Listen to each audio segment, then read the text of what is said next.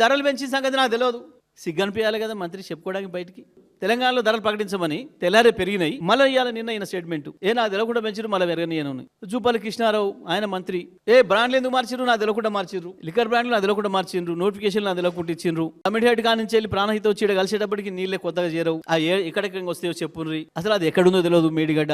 అయినా మాట్లాడేస్తారు. ఎమ్మెల్యేల సర్కోసులు ఫీట్లు ఇంకా గమ్మత్తుగా ఉంటాయి. రాజగోపాల్ రెడ్డి మొత్తం నిరుద్యోగులకు అన్యాయం జరుగుతుంది ప్రభుత్వంలో, ఇస్తానని ఉద్యోగాలు ఇయ్యలే, మోసం చేసిన మన గవర్నమెంట్ అంటాడు. మళ్ళీ తెల్లారే ప్రభుత్వానికి నాకు ఏం తేడా లేదు, ముఖ్యమంత్రి నాకు ఏం గ్యాప్ లేదు, వీళ్ళ మధ్యలో పుట్టిస్తున్నారు. జడ్చర్ల ఎమ్మెల్యే మొత్తం ఈ ప్రభుత్వంలో రియల్ ఎస్టేట్ దందా జరుగుతుంది. మంత్రులు ముఖ్యమంత్రులు 30% భూములు అడుగుతున్నారు. ఎవరైనా భూముల పంచాయతీ గురించి వెళ్ళిపోతే ఇండస్ట్రీలను కూలగొడతా, నేను తగలబెడతా.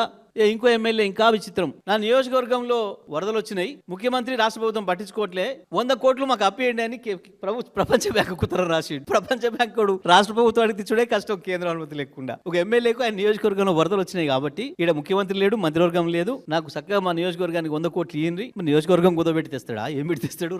వరల్డ్ బ్యాంక్ దగ్గర ఒక ఎమ్మెల్యే ఎంత అద్భుతంగా పాపం చెప్పదండి ఎమ్మెల్యే. అసలు రిజర్వేషన్ ప్రక్రియ తప్పుంది, ఏకంగా చీఫ్ సెక్రటరీకి లెటర్ రాసి. ఇక మా జిల్లాలో ఎమ్మెల్యేలు అయితే పాపం సార్ వాళ్ళ పేర్లు తీసుకోలే. మరి అసలు ఏం జరుగుతుంది ప్రభుత్వంలో?